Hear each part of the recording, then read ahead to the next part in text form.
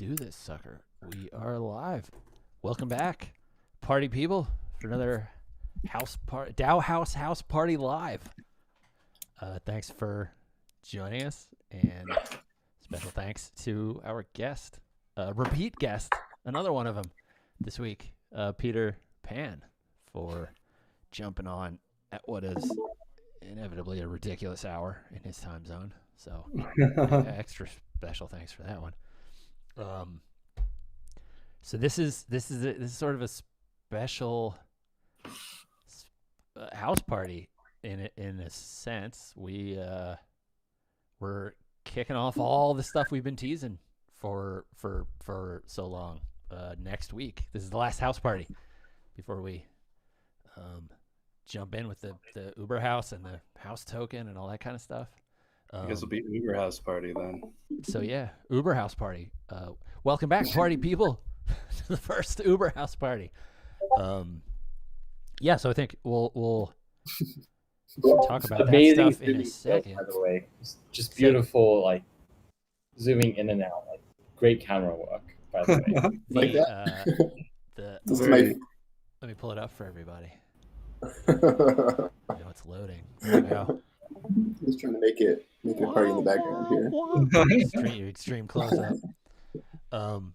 What Ven is previewing here are our POAPs. What is that even? I don't. Somebody else explain that. It's proof of attendance NFT. Oh, okay. I see him going around. I didn't know what it stood for. Uh-oh. Peter's got to go to the bathroom, I guess.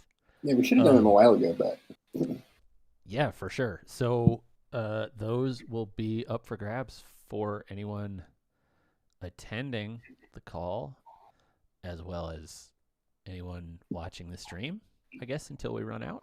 Is that the plan?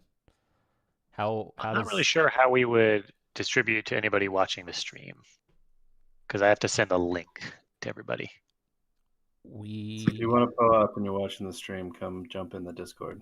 Does it have to be an individual link? Yes. Anyway, the link to the Discord is in the doobly-doo description. So click there, get in Discord, bug us. We'll give you your POAP for hanging out. Otherwise, anything like house platform related to show off? I mean, everything's built, right? We've got everything. JK. Yeah, we got a lot of things going on, but the things that we've been kind of working on over the last week, we've got our kind of CCO interface pretty much ready, which is our DAOhaus style kind of fundraising UI. So that's going to be cool for other people. We're working on some proposal zaps, some things that can like zap across chain from mainnet to XDAI, and automatically wrap and things like that. We've been talking with Connext and on some cool ways to do things with DAOs and state channels, cross chain stuff. Our DAO to DAO stuff is going to be coming out, which is basically how the Uber house is going to work. It relies on a new minion that connects DAOs together. We got a super fluid proposal coming out soon. We've got minion safes. So a DAO as a signer on a safe, that's coming soon. Community token coming soon. Community token launchers and token management. But yeah, like all the other things we've been working on, a lot of nice UI things like notifications and custom themes, discourse integration. We have some proposal bots now that can like do reoccurring proposals or auto process and sponsor and vote even on proposals. So a lot of cool kind of things coming out over the next, or already out, and coming out over the next few weeks, and a lot coming out next week. And I should say, anybody interested, both for the purpose of why should you get involved in the stuff we'll talk about with the token and everything shortly, but also, related to what you were just saying, the most recent post on our blog that isn't a newsletter from last Friday is also just a broader look at kind of where we're going from here with the house. Yeah, should we talk about that whole thing? Yeah. I mean, I guess the thing now is that whole thing. So what are we doing? It starts. Has it already started? I mean, there's a lot of different steps. Kind of started. So if you're a DAO on DAOhaus and you're active, you're probably seeing like some proposals come in. One might be to whitelist the house token into your DAO. It's not super necessary that you do this, but in the future it may be good. And also, like, if you decide to not participate in this ecosystem, which I'll talk about in a second, you'll need that to pull funds back into your DAO. So yeah, we're doing a drop, which isn't really a new thing. Everyone's doing drops, but this one's a little unique because we're dropping to only DAOs, and what we're trying to build here with this distribution is this kind of meta governance layer of all the different DAOs in the DAOhaus kind of ecosystem, the ones that use our tools, will actually be the governing body to the DAO that manages all of our tokens. So our entire token supply will be kind of managed by our users. It's going to be a lot of good. So that opens a lot of cool things with, like, they'll be able to decide how the token is distributed further. We've already like staged up some things to do individual drops, but the DAO will have to decide if it's the right time or when to do that, things like that. We also have some farms now, so when people are getting their tokens, they'll be able to farm them. And next week is actually going to be the chance for other people to go to get our tokens if they want to. We're doing a CC1 is what we're calling it, and we're using a mechanic called Know Your DAO, which instead of like Know Your Customer or whatever, basically you're only whitelisted to get some of our token if you've participated in Ethereum governance in some way. And that doesn't mean only on our platform. Like, definitely on those are the users we really care about, but people that have participated in Aragon or Compound or any of these other things are all whitelisted. There's a cap, like it's not a real huge. We want to try to get as much distribution as we can initially, so it's like capped off at maybe 5K, I think.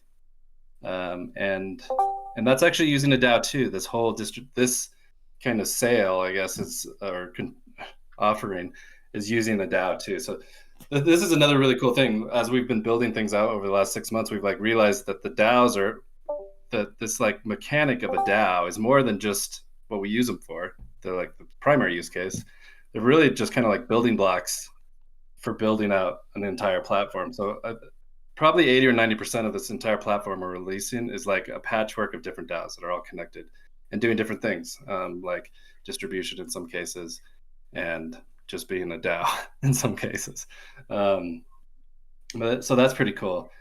And what the big thing that I'm really excited about on this is that we're doing really big drops to our really big active DAOs, and this is like something in Metacartel, like even we've been talking about from the start, is like we need to start finding ways to align our entire ecosystem, and so this will be one of the ways. And there's a couple other initiatives, so we're gonna be really tightly aligned in the Metacartel ecosystem. Metacartel is going to be getting a big drop. Raid Guild, Metacartel Ventures, MGD, all our big ones are going to be getting like substantial house token drops. And so what does that mean? It means like they're getting tokens to be a part of this Uber DAO. They're going to have shares and their fair share of tokens to be a part of this DAO DAO, and then do those kind of governing things. Like when you think about what that means, it's like, okay, we have Metacartel, which is the grant giving DAO. Finding awesome projects, sourcing awesome projects, funding hackathons, finding new teams that can do new things. We've got Raid Guild that can help build out projects. We've got DAOhaus that can help coordination and help communities form around projects. We've got Metacartel Ventures, which can help fund projects. And so like tying us all together is the real power in this. I think it's going to be a really cool. It's kind of experiment because this is like hasn't really been done before in this way. So it's going to be kind of neat to see how this plays out over the next few weeks. It's going to be messy, I'm sure, at first, but we'll smooth it out over time. So yeah, and then the last part of this is kind of what the Uber House DAO will be holding on top of our farms will be like, as projects are growing inside of our ecosystem, they have the ability to deposit their tokens into Uber House, which would mean we'll fund their farms with house rewards. And so what Uber House starts to become is this token set where all of our projects, everything in our ecosystem, can kind of share the risk with each other and also align each other, even on a second level, besides just the house token being everywhere. There's going to be this set where everyone will have a little piece of each other's equity. So that's like the big. That last Probably piece the is Iwaki's Squad Wealth DAO. Yeah, we talked about like a big squad kind of thing. Yeah. So yeah, that's kind of the quick and dirty on all of that. So if you're an individual member of any of those DAOs, which covers a lot of the people that we are probably talking to right now, you can go ultimately put in up to 5,000 DAI to take part in the second story CCO, I think is what we're calling it. And on that level, on that level, you can participate in the farms and off-chain voting, but all the DAOs are already getting dropped tokens. So unless you're a brand new DAO, then you'll have to go get some to join the Uber DAO. But yeah. And that kicks off Monday morning. I have to get up really early. And it's all on XDAI. All of this is on XDAI. So if you don't have funds there yet, then why not? It's awesome. Quick question. What has been the hardest part of this process in setting up the second, Kunchi CEO? So we spent the first 4 months of this thing building out kind of the base framework, throwing around ideas how this would work. And then really that's been this last month, and it's been a heavy push, but we're putting all the pieces together. And yeah, I don't know, on a technical side, the hardest part, I think we had a few missteps with our front end that we've smoothed out. Web3 stuff is hard, but on the system design side, once we started getting everything together, it kind of just started falling into place. And, we're kind of Leroy Jenkins into this. But sometimes for systems, it's best just to do it and see what works. Yeah, I'd second that. I think the hardest part was just looking at the Gantt chart of all the things that need to be done in order for the next thing to be done, and so on and so forth, and just making sure that all those things, there were time dependencies for each little element, and technical dependencies on different elements. So really just getting all of those things done, I think is really, which has been awesome because and that's been the hardest thing, but I think it's also been one of the coolest things. Usually how these things work, I guess. But that coordination, right? Of we got to do this before we move our tokens here, and then we got to do this, and then we do this and this and this, and there's so many things. Huge shout out to Sam and Scott and Jord, Spencer, Bill, everyone who's just been killing it and working really hard to get it done. So that's the house token portion of this conversation. Let's move on. Peter, how you been? Yeah, I've been busy. Really crazy, nowadays.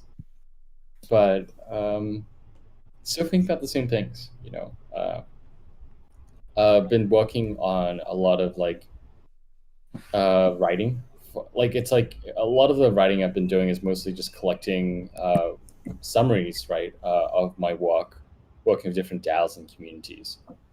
And oftentimes it's just like, I kind of start receiving, the same questions from different community managers and community builders across the space, and usually they take the form of an article or a guide.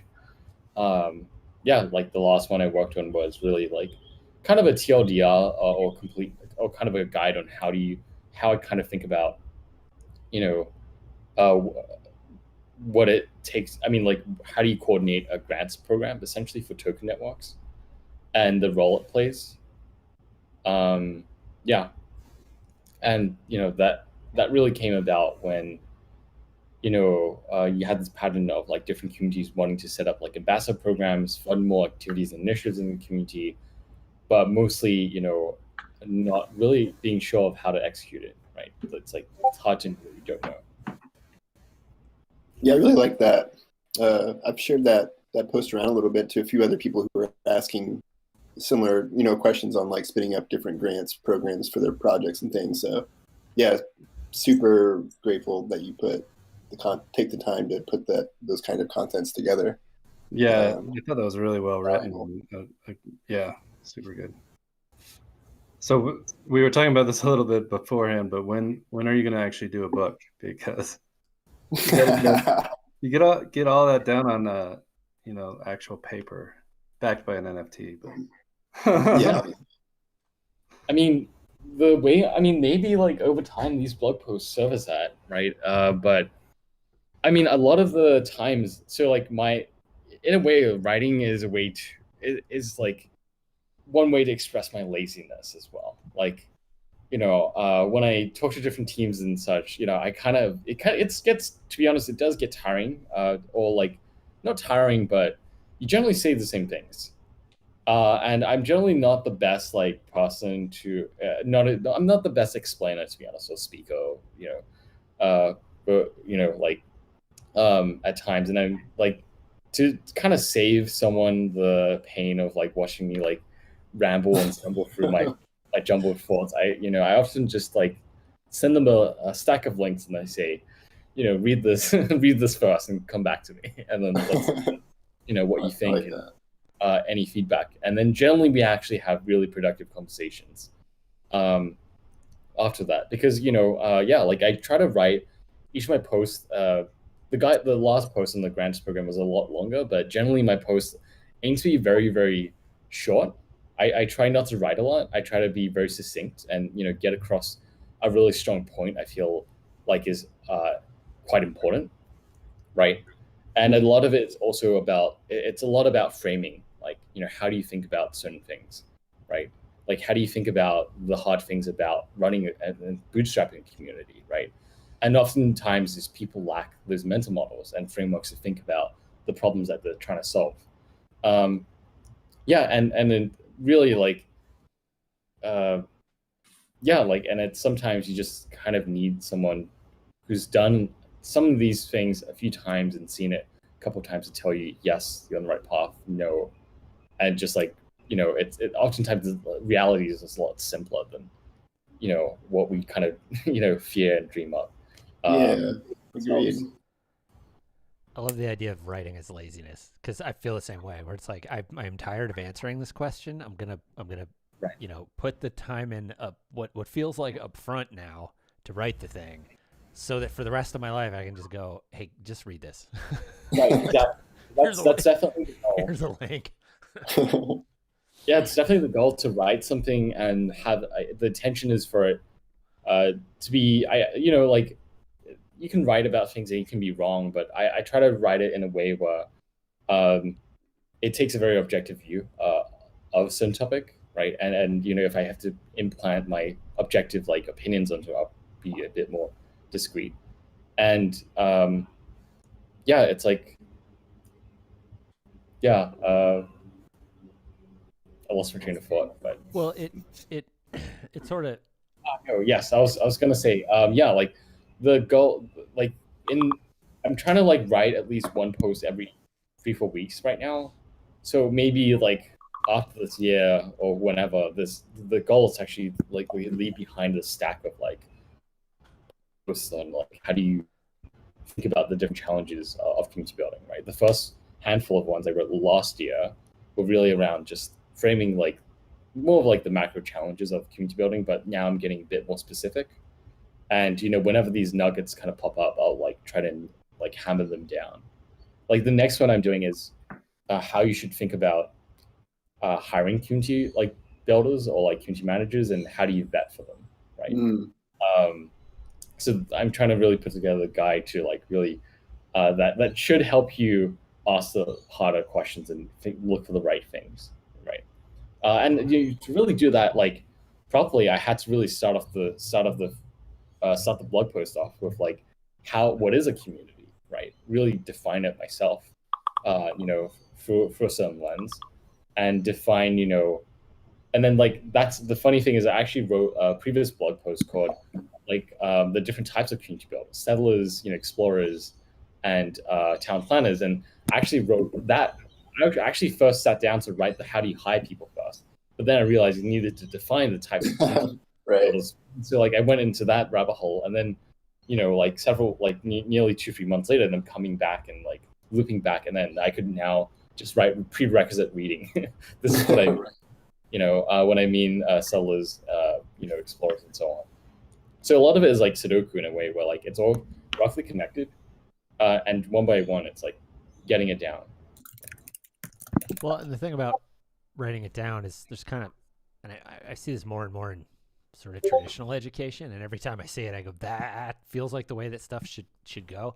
Like we're used to an educational system, and then in part then like an advising system where, I mean, like I've been at it in the professional world long enough to have people who have written books like come and talk to my company, and they just say the thing that's in the book, and then I feel like, well, I could have just read the book, and then sometimes you get people that assume you have read the book, and then they just answer questions, and those are the really valuable ones, like even if you haven't read the book. And so I guess the hybrid model, or what they call the hybrid model in education, which is more like, I'm going to pre-record the lecture portion. You're going to watch that at home as your homework. And then in class, I'm going to answer questions about that. Because that's the only place where you have that's the only way to do it, where the human brain that can catch a weird question on the fly, decipher the meaning, answer it constructively, like is actually there for you. Like it's useless for me to read the textbook by my, just get lectured at in class all day in a situation where you're not supposed to ask questions. And then you go home, and when you hit the problem and realize you don't understand it, the expert's not right there, right? So like part of writing it down is like we laugh about how it's laziness, but it's not really laziness. It actually results in a more constructive use of the time that, like, if one of these speakers shows up at a company, they're usually getting paid a lot. As someone who runs companies, I want to make sure that time is worth the money. And if they're just going to repeat a book that I could have been like, well, shit, for $20,000, I could have just bought everyone a copy of your book. Like, so, like, I want that. I want to ask you questions thing now. I mean, and you're right. A lot of those questions are sometimes simple, but it's of more value for you to be there and answer the question simply applied to their scenario than to, just sort of, well, let me explain to you this framework for understanding community managers again, Yeah, I go ahead. Yeah, like I always like try to I'm pretty busy nowadays, but I always talk to and try to make time for like 1KX or Metacart's whole like family projects whenever they have like community issues, because like I get to like pick up on like the learnings from all these problems, right? And I kind of see it as like almost like a capture to kind of like to really vet if someone's serious or not. It's just to send them a bunch of reading, right? And then if they actually come back with like interesting thoughts, ideas that show effort, it's like a sign of like, okay, like, we can now go from there, right? And then skip a lot of the time wasting straight to the problem. that we can kind of like solve on a common ground with a common set of like mental models and frameworks. I do like that idea of if you can't even take the time to read the stuff, like Exactly. you're not worth my time, which is It's kind of like like if you really need to solve this problem, I'm telling you, you need to read this first, no matter before you solve this. And if you don't go through this, like great, it was probably never a problem in the first place, or you're just wasting time, like different reasons. right. Well, it's hard, I think, being in a situation like you're sort of talking about here, which is, when a lot of people are asking for your ideas on things, I think it's really easy to run into a kind of person that's sort of like, oh, well, I'll get the input over there and that'll be the secret sauce that will make me successful, right? And it's, good advisors and good educators and good ideas help, but on some level you just have to go do the thing, and that's the part that's not, there's gonna be some part of doing that thing that's a grind.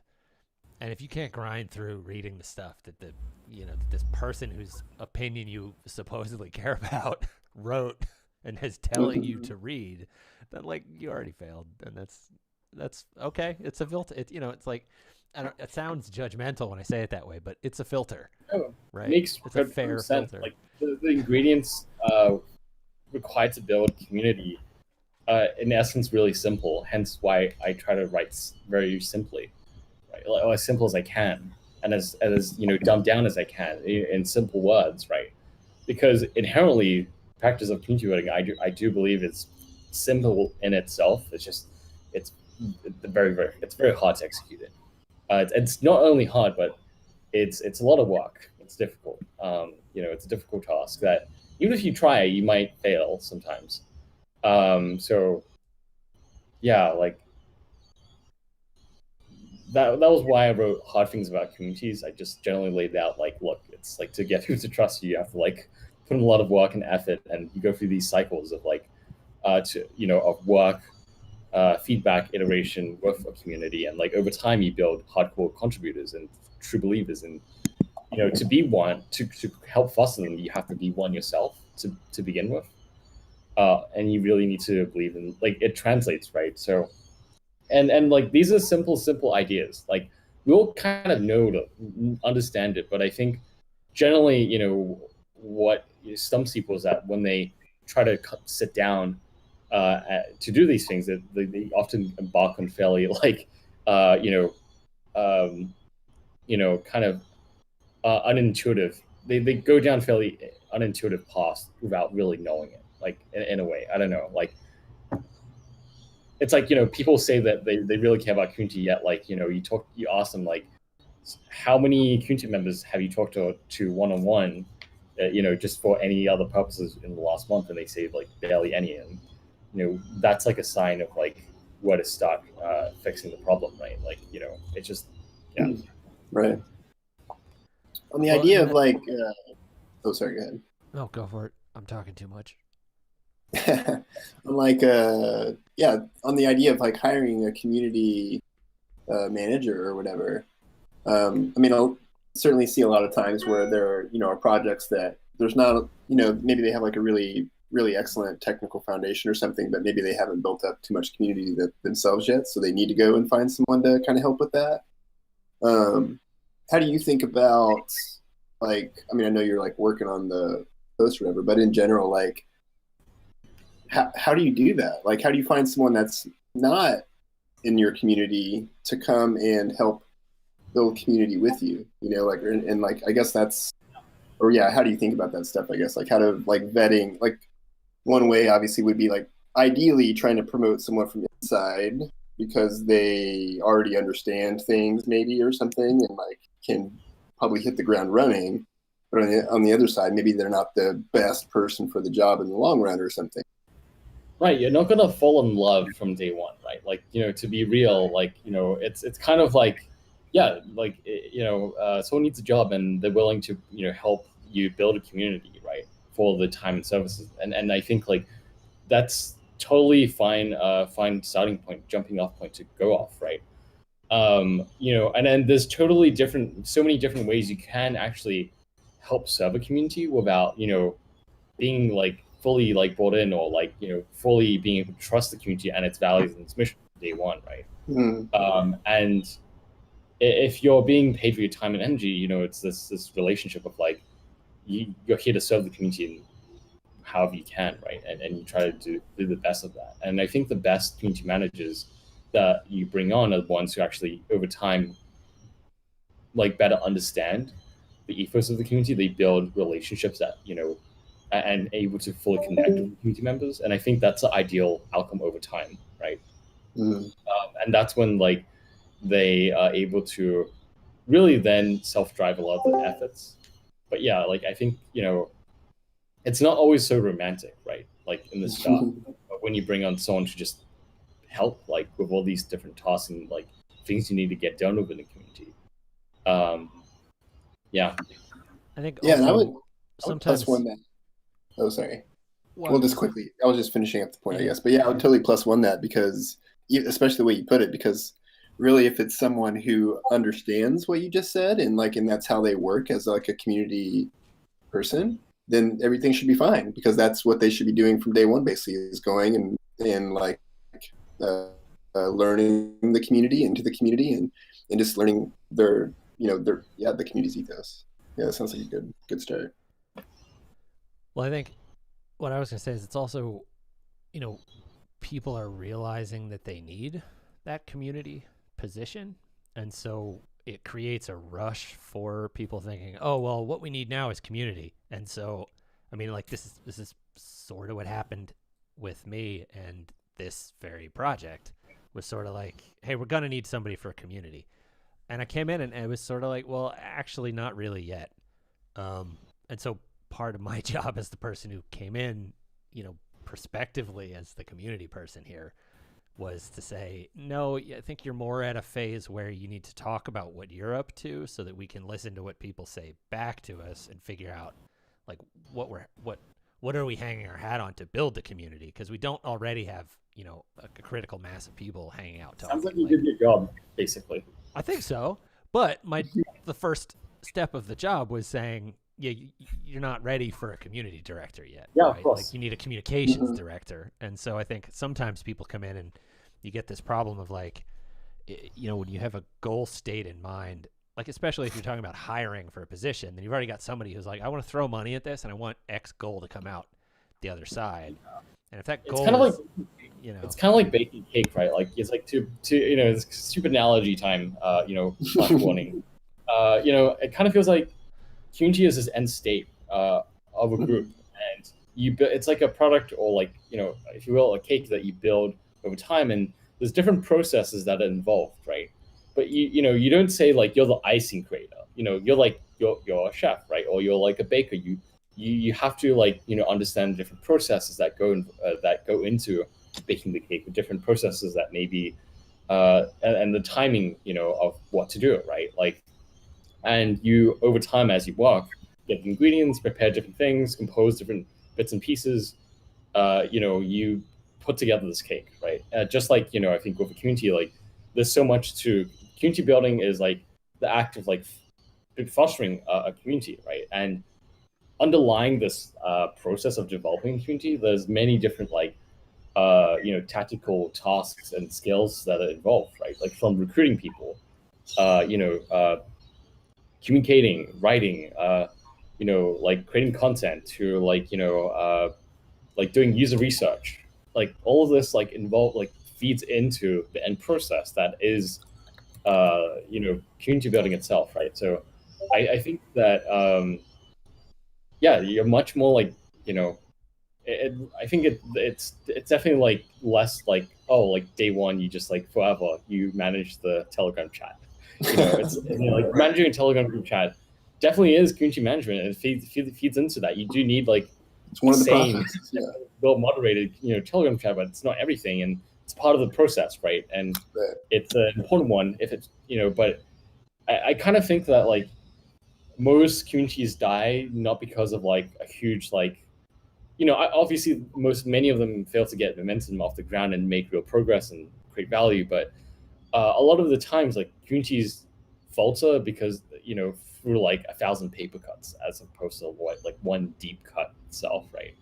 And that's where like the operational capacity comes at a problem of like there's just so much that needs to be done operationally to coordination wise to get a community off the ground, and that is a perfectly like fine reason to even like to take on like have this much more formal like transactional employment of someone to really lead these efforts, right?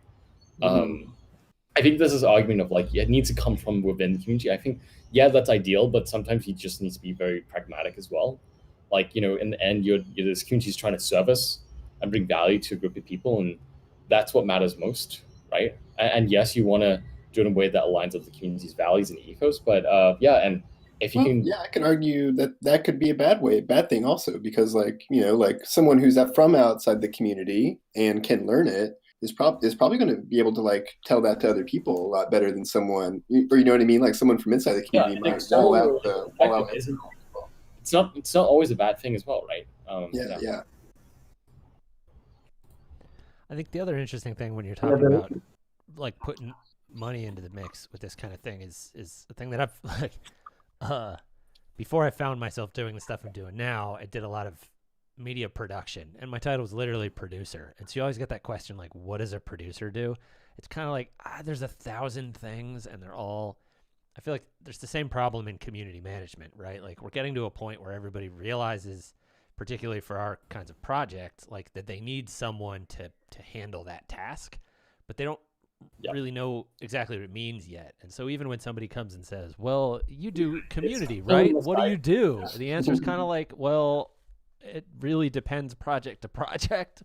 I mean, I kind of give you a list of some stuff, but people generally understand what is community in general, and like they, the biggest like common mistake is like mistaking it for like an audience, right? Like, which is just like an audience is like one to many, like communities many to many, and the relationships are much more peer to peer, and the value are derived from the peers instead of like a singular like source, right? Of like where a singular source or person or entity that controls most of the attention. And that's kind of like why I wrote like last week I wrote this tweet where it was like, my take on the best community managers or community builders in the space. And, I emphasize like community builders, not hype builders, right? Because that is like, you hear too often, like, well, like someone they're good at Twitter, that's it. And, the people think they're a good community builder, but it's like, couldn't be further away from the truth. Like building an audience is like great, and it's very important, and it's definitely part of the community building process, but it's like the top of the funnel, right? And the people I noted down were like, Jiho from Max Infinity, the Whip Meetup, Zorox, Mackie, and Amin. If you kind of like the common theme was they all created a movement essentially that was like a big that were way bigger than themselves essentially. Like if you kind of look at influencers, it's all about them. To really scale token networks, communities, and DAOs, it needs to really be bigger than one person. Like Jiho, like practically, he was leading the community building of the Axie Infinity community, right? And they never had like a stroke of luck in terms of like having an influencer on the team, promote them from day one. They just grinded from really from the start, right? Building this core content. Being very focused on the grassroots, being very community first, and with time, they just built this immense, powerful community that believes in what they do. Same with the Whip Meetup; it's the meetup for NFTs that happen every, I think like Wednesday or Tuesday, I forgot, but or Thursday, maybe I think it's Wednesday actually. It happens every Wednesday, same time, in a CV plot, right? And hundreds of people show up, right? And I think they were able to, they had a vision and they executed on the community they wanted to build. And I would really look at the work, and I think Zorox Mackie, I would say this is one of the more of a high profile one just because of like the DeFi bull run, but he basically helped. He was someone who really understood, I guess, the value of relationships and community building, and he was able to basically use that and like focus the sushi project around people instead. And because of that, they took the sushi from this like rug pull project with terrible like optics and reputation, right, to somewhat, to one of the most community-driven DeFi projects in the space, right, where it's actually the effort of sushi is not of a single team, but many different contributors and teams, right? And for Amin, like basically the key point of Amin was that he set out to solve a very, very important problem, which was coordination on Ethereum. And, like if people can take note, it's just that those, important missions do matter, right? And yeah, so like, I think like with every note or point, like there is something to learn there. Where I probably should write this someday, or like like write it down of like my thoughts around each of these communities and like why I regard them so highly. Yeah, that'd be cool. So with that kind of thing you're talking about with the audience, that kind of communication part, like what is the step for the community to bring the audience like into the core? Like how do you engage that part? Like how do you make an audience member a community member? Whatever means possible. There's many different means. Like, I mean, as someone who coordinates communities, you can reach out to them, learn more about them, ask them for favors, create activities that they want to potentially participate in, ask them what they are interested in themselves, right? It's kind of this like, spray and pray and like you fail a lot in iteration phase of just connecting, right, with people. And you kind of like often like throw people a bone, right? Like it's like some sort of monetary incentive, maybe like a bounty for them to do a sort of work or get involved in. That's how you develop a relationship at first. And the thing that I've noticed like in Raid Guild is that you get a lot of people that just kind of come in and they're lost at first. Maybe they want to partake more, but they don't really know what to do. But when you get one person, like even like showing just like a little bit of like, hey, I want to do this, or I want to I want to like have like be a part of this side project or something. It's like that's when you're like, yes, like do it. Take the fucking keys. You drive the car, and sometimes it totally fails. Sometimes it works exactly like you think. Most of the time, it's something like totally different, but totally awesome. Like something emerges out. Participation, right?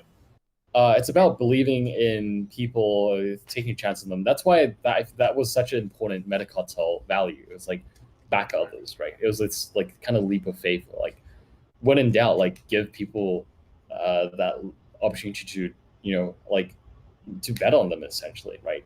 For that leap of faith, and it usually turns out in an interesting fashion, right? Like interesting things happen from that. Yeah, 100% interesting. Yeah, like all of like the communities we had and all the people we had were all like in the metacartel like sphere. They all originated from like, you want to do this thing? Like, not sure, but sure, go ahead. We'll give you some bit of rope and see what happens, right? What comes out of it. Well, especially when people are willing to bet on themselves, right? And like in a community like, oh, okay, well, you're down to bet on yourself. We'll take it and run with it. We got your back too, Yeah, for sure. That's important. It's a bit of a cultural thing, right? It's like, I think the older generation doesn't get it as well, right? The younger people understand. It's like, okay, they understand the community thing. It's like, no one's just going to tell me what to do. And if they told me, I probably wouldn't want to do it anyway. So I'm going to just do what I want to do.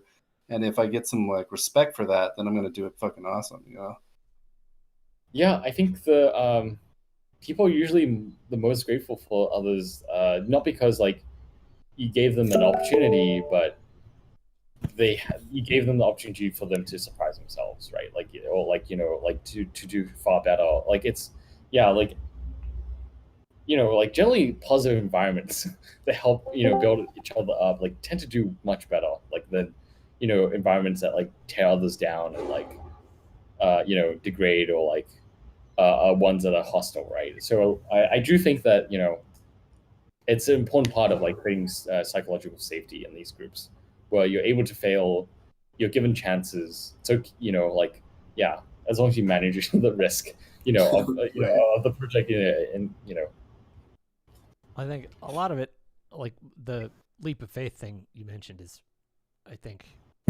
relevant to the whole thing, and it's the thing that's, it's tricky to adopt sometimes, which is, whether it's like whether it's around the expectations of somebody you're bringing in to handle community, or in a situation, like a grants DAO where you're sort of like, okay, we're going to give you this money and then you're going to do your thing.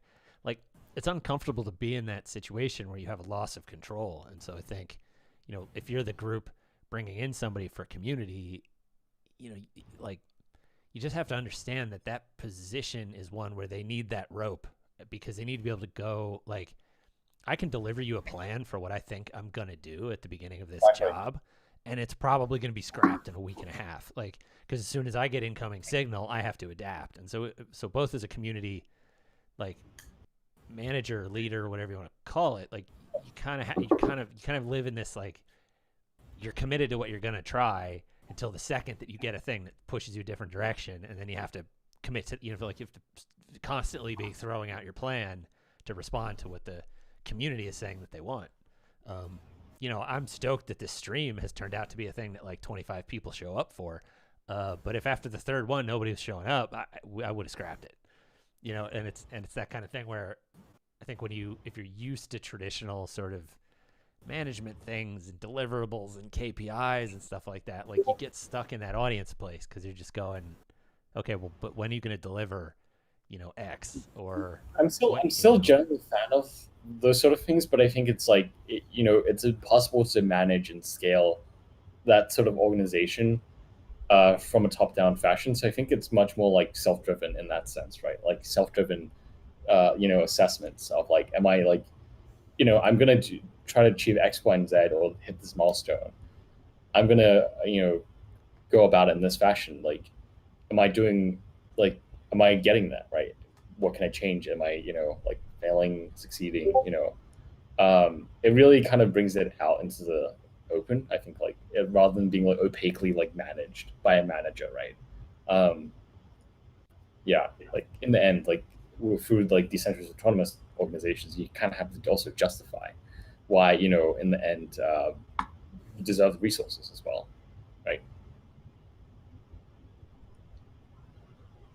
So I feel like we're coming up on the hour, so I want to find a way to wrap this thing up. Well, there was a tweet you mentioned DAO, and you had a tweet recently that's, you got a conversation about like the autonomous nature of that DAO. So much. This is the number one. Oh God. Yeah, especially like Moloch DAOs, right? Because they're very people focused. Where you could say like, oh, there's not like an AI or some autonomous incentive that's driving everyone's behavior. Like, so what is your actual take on that? Yeah, like, DAOs don't work about humans. These are like organizations of people. I don't buy the whole like, oh, BTC is like an autonomous organization. Well, like, if people fucking disappeared off Earth, it would not fucking run autonomously. I tell you that. Like, so, and same with like Uniswap or whatever. Like, you still need human participation. That's really like key here, right? And I don't really see it as like the autonomy. I don't see it as a means of like robots are running the show now. I see it as a means of like, there's no centralized like bottleneck to how decisions of the protocol, how resources of the protocol allocated and made anymore, right? So that's completely driven by the token holders. To me, that's a fundamental like, innovation, because people can like be overthrown, people can drop off, and as long as you have like the guardrails such as vesting for rewards, distributed like ownership, like a part of decentralization is obviously also making sure the project, the community, and the contributors are resilient enough to replace like leadership when it ends, right? When it moves on, right? And leadership is absolutely needed, and I think flaw for any leadership organization, leadership is for any leadership like team is leaving an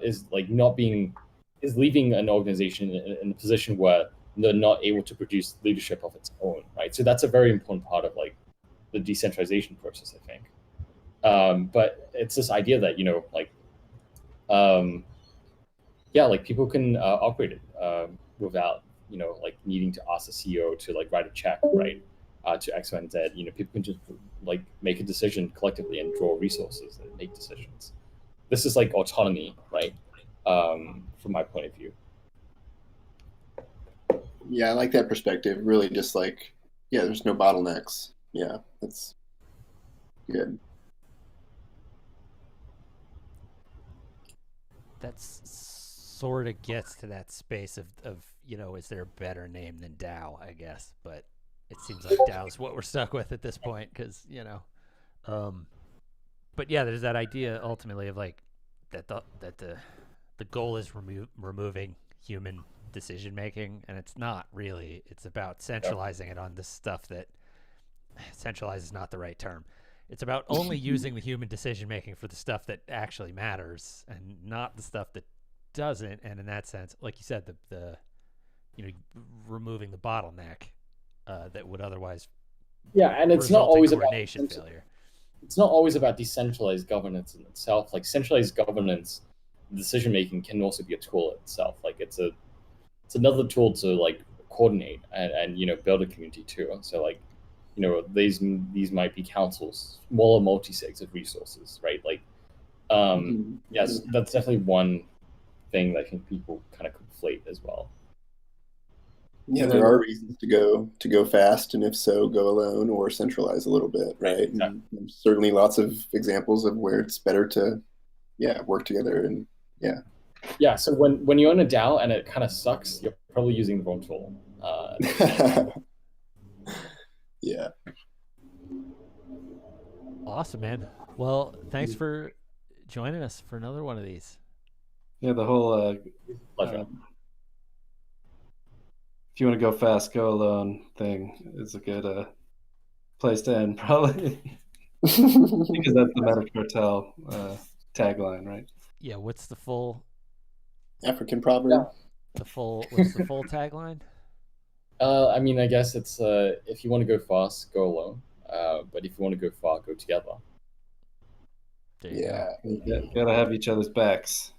The individual is the most autonomous thing there is, right? So leverage that individuality. Mm-hmm. Awesome. Yeah, well, thanks everybody for hanging out for another one of these, and thanks to thanks for coming, dude. any viewers that hung out. Mash that subscribe button so you don't miss the next one. Get your POAPs and come check out our token offering next week. Good stuff. Catch you all later. See ya.